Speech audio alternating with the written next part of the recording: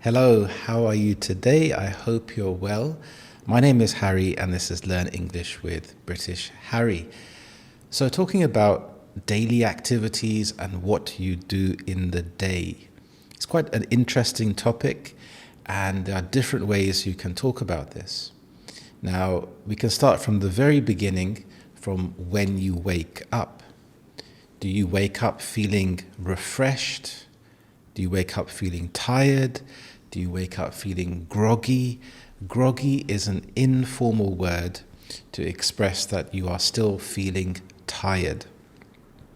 Lately, my sleep hasn't been the best, and I've been waking up too early and not able to get back to sleep. And so I feel a bit groggy in the morning, and I need to have a strong cup of coffee to wake me up. So I need to have a strong cup of coffee to wake up. And you can have something called insomnia, which is what I don't have. So insomnia is when you struggle to go to sleep at night.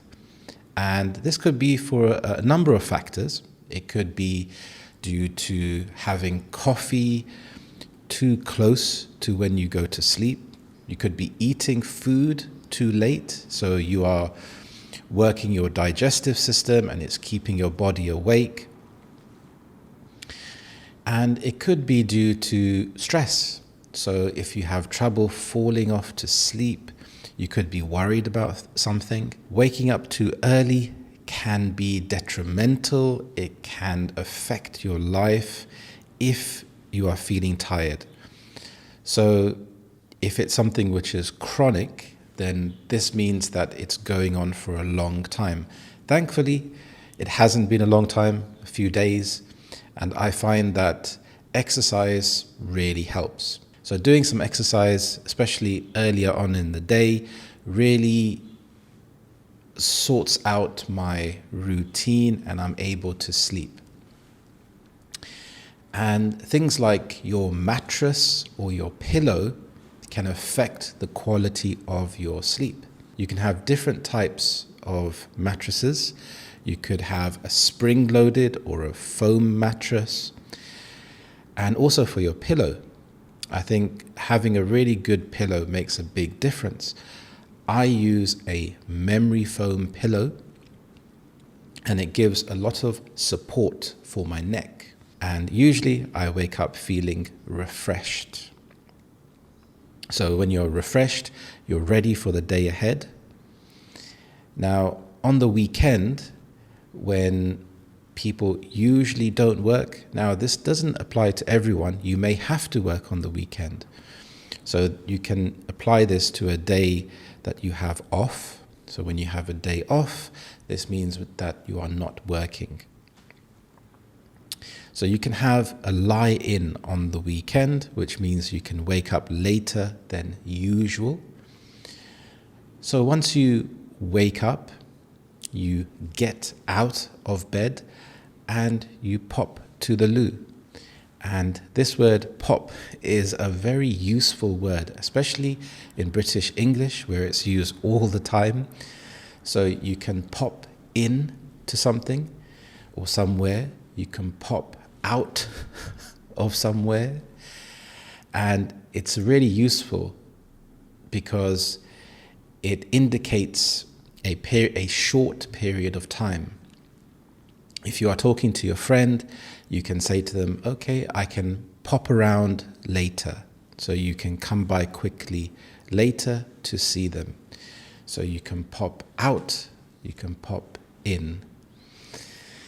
And once you've popped to the loo, so the loo is an informal word for the toilet or the bathroom.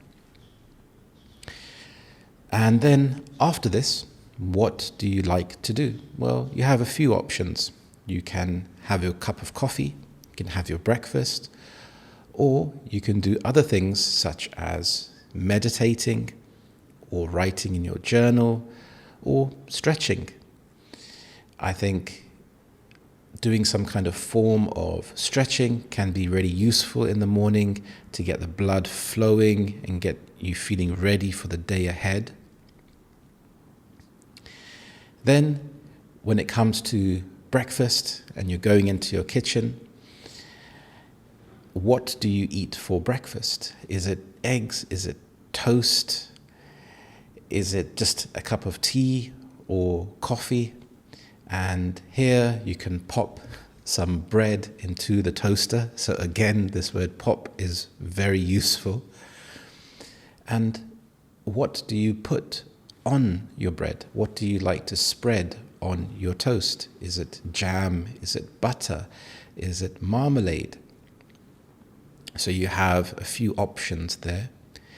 When it comes to cereal, what do you pour on your cereal? Is it cow's milk, almond milk, oat milk? You have so many types of milk that you can use.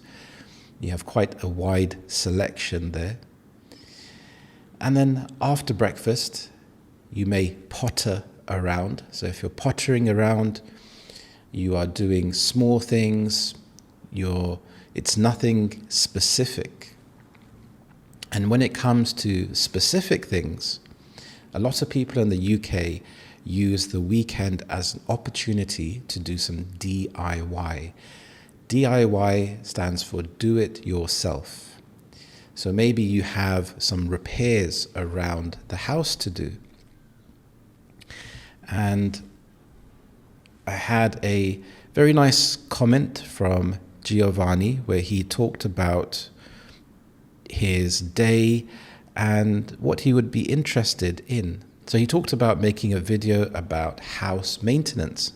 And I thought that was quite a good idea because when it comes to the house, there are a few things that you have to do.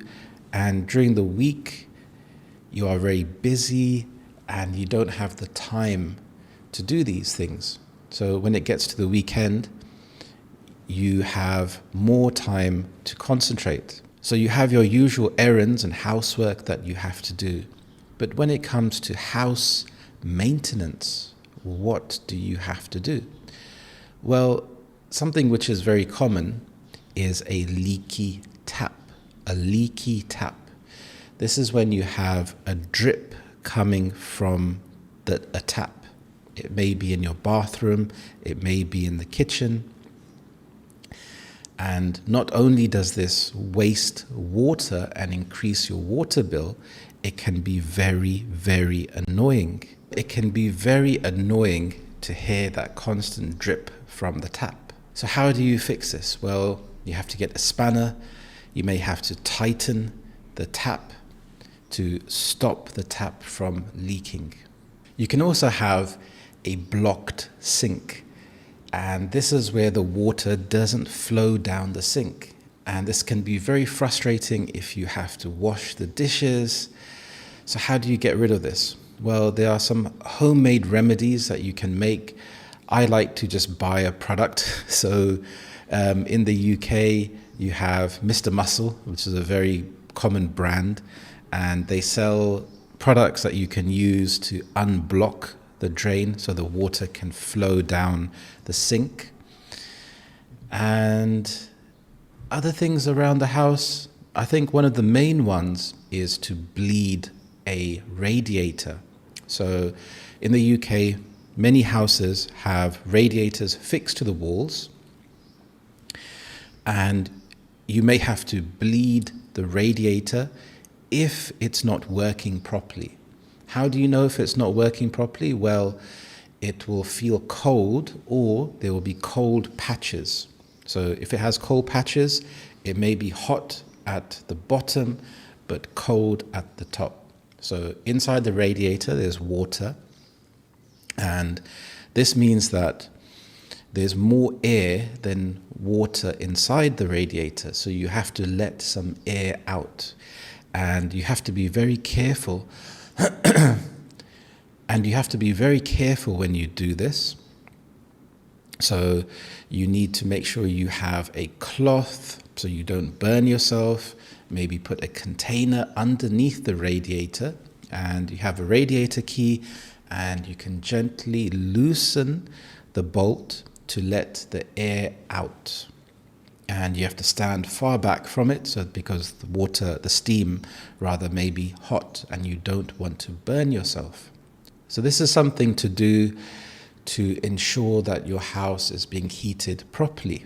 A lot of the houses in the UK are poorly insulated. This is because the houses are very old, and you may have issues with cold air coming into the house. So you may need to get an expert to inspect the house to see where a draft is coming from. So a draft is when cold air would come into the house.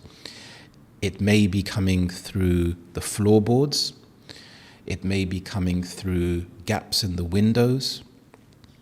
So you may need to get some sealant to seal the gap between the window and the window frame. A lot of the windows are double glazed. This means that there are 2 layers of glass to ensure that the heat inside the house is trapped inside and it's not escaping from the house. And it's really important to have a well-insulated house, because if air is escaping, this means that you have to spend a lot of money on heating. Many people may use portable heaters in this case, because when you heat the house, there's no way to isolate a certain room. So when you turn on the heating, it will heat the entire house. So if you just want to have heating for one particular room, it may be more efficient to have a heater next to you or to use an electric heated blanket. Other things around the house, maybe changing light bulbs. When you're changing light bulbs, it's very important to check the end of the light bulb. You have many different types of strengths and brightness levels of light bulbs. So you have to check what is best in your situation. And for accessing the light bulb and reaching the light bulb, you will need some kind of step ladder. I don't suggest standing on a chair because it could be unstable. In the UK, a lot of bathrooms have the switch inside the bathroom, which is, for some people, can be quite strange. And there would be a string cord. And you have a string cord because electricity and water don't go together. So you have a string cord that you would pull to turn the light on, and you would pull it again to turn the light off. Sometimes this can stop working, and it could be an issue with the fuse box. The fuse may have tripped. This means that it has gone into an off position for safety. So you'll have to locate the fuse box, and it could be where the boiler is or under the staircase, and you will have to push the lever back up. If this keeps happening, you will have to call in an expert. And many houses, they have a boiler. So a boiler is where the hot water is stored, and you can have different types of boilers. The boiler, I think, is really important for a household, especially when it's very cold and when you want hot water. So many old boilers, they would have a dial system which would control the central heating. Many new boilers are electronic and a lot easier to use. And if you have an old style, you would have a dial and you would have individual pegs that you would have to push up or push down to set a timer. For myself, in the winter, I like to turn on the heating, say, half an hour before I wake up. So I feel nice and toasty when I get out of bed and go into the bathroom. because a bathroom can be incredibly cold, so you want it to be nice and warm. If you have underfloor heating, then that would be amazing, but it's very expensive. So those are some of the things that you can do around the house. You may need to tidy up, maybe in the attic, the loft, and just general things that you have to do. Maybe you have bits and bobs that you need to look through. Bits and bobs means when you have a lot of items maybe collected together. I have a drawer where bits and bobs go into, where they don't have a specific location. So if I'm looking for something like batteries for the TV remote, I know, it's going to be in the bits and bobs drawer where everything goes. Lots of random things are in there. Then you have things like gardening. And gardening can be quite easy or difficult depending on where you are.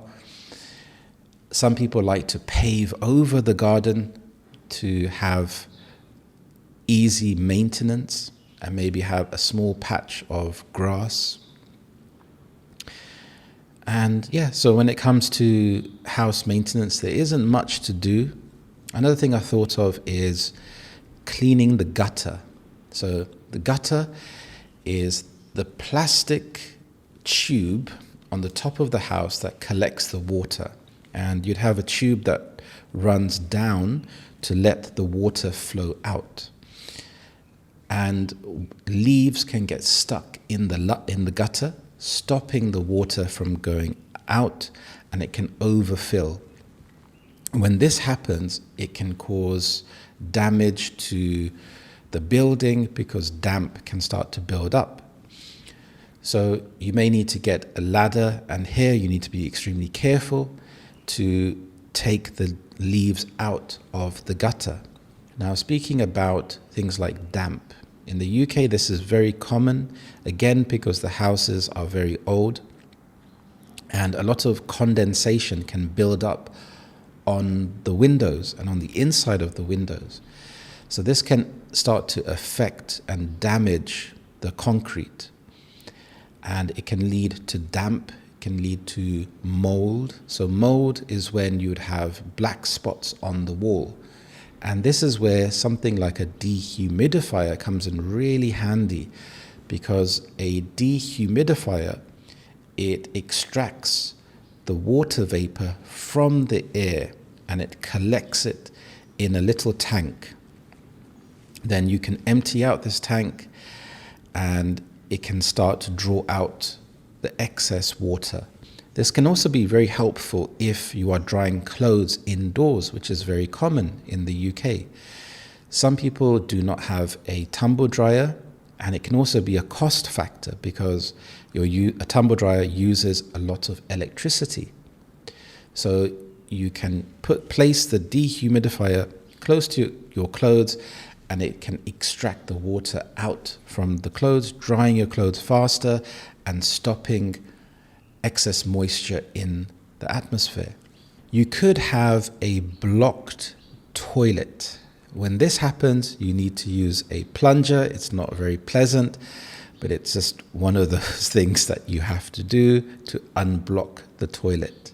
When it comes to household chores, are there any chores that you hate doing or chores that you love doing? I quite like washing the dishes because I get to listen to a podcast and it's quite relaxing sometimes. I don't have a dishwasher. A dishwasher can be very handy. My personal preference is just to wash the dishes because it's much more quicker to just wash the dishes than loading the dishwasher, waiting for it to dry, and then unpacking the dishes.